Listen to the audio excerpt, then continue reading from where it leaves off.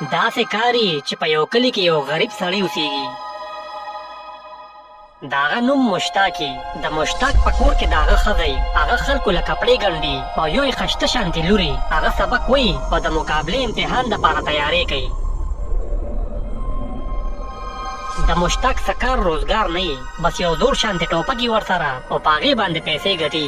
هغه ځان له د نشانه بازۍ دپاره یو ځای میرلي او هلته په خلکو باندې نشانه بازي کوي. په هغې باندې 100 روپۍ ټکټ لګولي، نو چې څوک نشانه خطا کي نو د هغه 100 روپۍ لاړې شي، او چې څوک نشانه ولي نو هغه له دې 100 روپۍ انعام ورکي. شابه استاد یې راکوه 100 روپۍ، ما نښه وویشته. ښه در کوم دا واخله مړه ما. مشتاق چې څه ګټي نو په هغې کې بیا نیمې بیلي.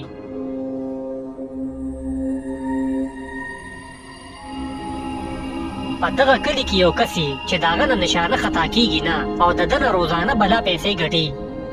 مشتاق استاذ 2 میله دې راکوه چې سیر وړه وګټم، ژبه تشپاڼه شوې یم، درک را سره نه لګي. ښه در کوم هم دا واخله ټوپک او ژبه تکړه شه. دا نشانه باز ډېر تیز دی او د ده نه نشانه نه خطا کېږي.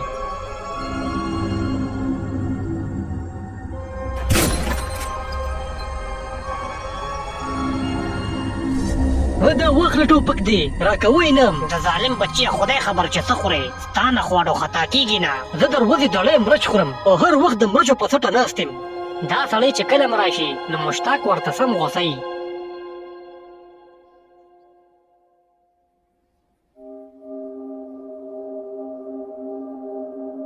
په دغه کلي کې یو خان کم چې د ډېرو ځمکو مالک د دې خان 2 زامنې. هغه مشرې زوی ډېر بدعمله او جګړماري او هر وخت وله غویمې ګوري. هغه کشرې ډېر په تمیزي او هغه تعلیم یافته ومي. جدلي د پیرانو د ځمکې د څه چلو کو؟ هغه کیس هم وګټو که نه؟ نه بایجانه کیس لا روان دی، د خیره زر به یې مونږ وګټو. مړه ورشه هغه جج له خوله ډکه کا چې بس زر فیصله واورئ، زما کیسو سره نه لګي. او بایجانه نن مې ورسره میټینګ دی، کار به وشي د خیره. جدلي د دې هلکانو ترې او دې سره ډېر ښه دی، یو غټ وکیلي.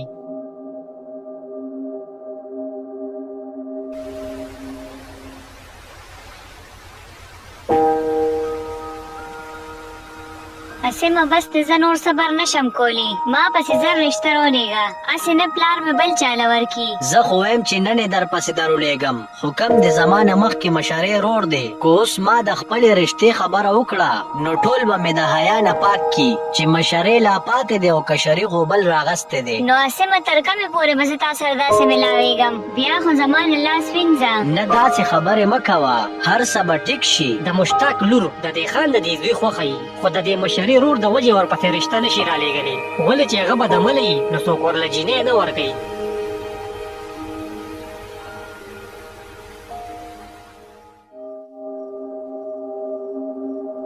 بیا چې مشتاق کور ته راشي نو ښځه ورته وایي مشتاقه 100 روپۍ دې راوړې، څه دې وګټلو که نه؟ او ښځې 500 روپۍ مې وکړې، نن ګاک هم ډېر نه و، چا ډېره ګیا نه اچوله. نه نو دا به موږ تر کمې دغه 300 او 500 ته ناست یو.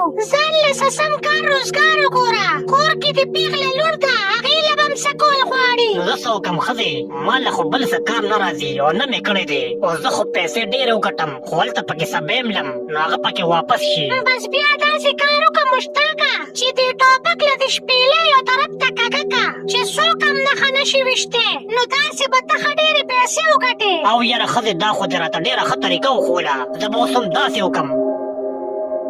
د مشرانو خبره چې په سم کار کې پیسې نه وي نو مشتاق هم دوکه شروع کړي چې پیسې ډېرې وګټي او د نن نه د ټکټ ریټ هم سیوا کړي. هلکه راځه چې نشانه بازي وکړو، راځه چې دا شیش خو ځان له توله کړو که نه؟ او که نه راځه.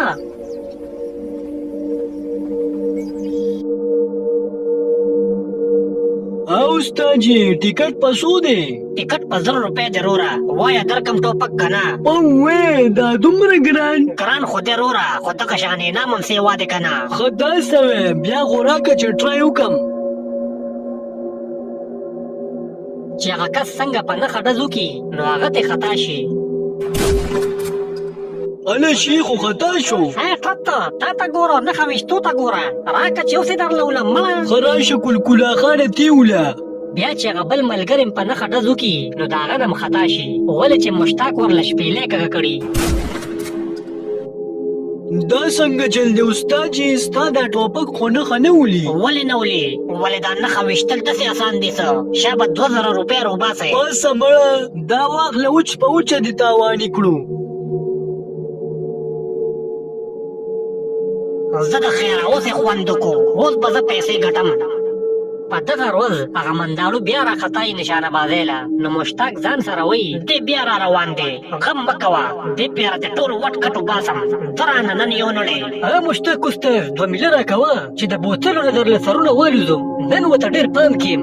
او ټیک د در کوم خو ګورې نن به ټیکټ په 1000 روپۍ ټیکټ ګران شو. نه ټیکټ به ولې ګراني ولې دماغ دې خراب دي څه؟ نه باچا هغه شان به انعام هم سې وایي په 1000 روپۍ ټیکټ دی او 1000 روپۍ د انعام هم دي. ښه داسې وې ښه بیا خو یې زر راکه چې راخاشي دې کم. مشتاق استاد هغه له ټوپک ورکي خو هغه ته پته نه وي چې ده وله شپېلۍ کږه کړې ده نو هغه چې څنګه نښه ولي نو هغه ترې خطا شي. بله تا څنګه چل دی دا نښه څنګه خطا شوه ودرېږه چې بیا ولم. هغه په دوباره شیش را واخلي خو بیا هم ترې نښه خطا شي. په 3 پیرو کې هغه نښه ونه لي نو مشتاق ته وایي دا څنګه چل دی باچا دا ټوپک خو دې نښه نه ولي دې سره دې څه چل کړی دی د دې خو دا شپېلۍ کږه ده. شپېلۍ نه ده کږه ستا سترګې کږې دي ورشه بیا ټرای وکړه 3000 روپۍ شو شابه نښه وله چې څه درنه ماینس شي.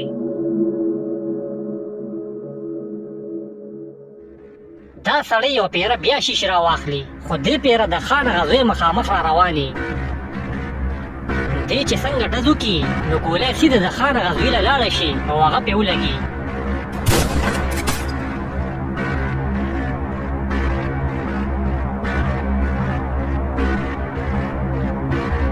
مشتاق چې دا وویني نو د خپو نه یې ځمکه وتښتي. لکه دا دې څه وکړل تا خو د خان زوی وویشتو.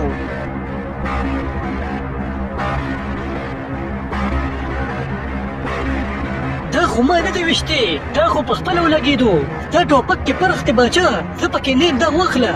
هغه سړی ټوپک وغورځوي او وتښتي.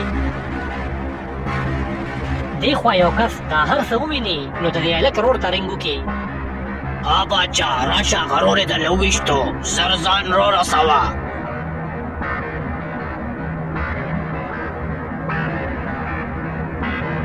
ګرانو کتونکو د دې کهانۍ 2م اپیسوډ به بلې هفتې له نشر کیږي هغې پورې موږ سره اوسئ ډېره مننه.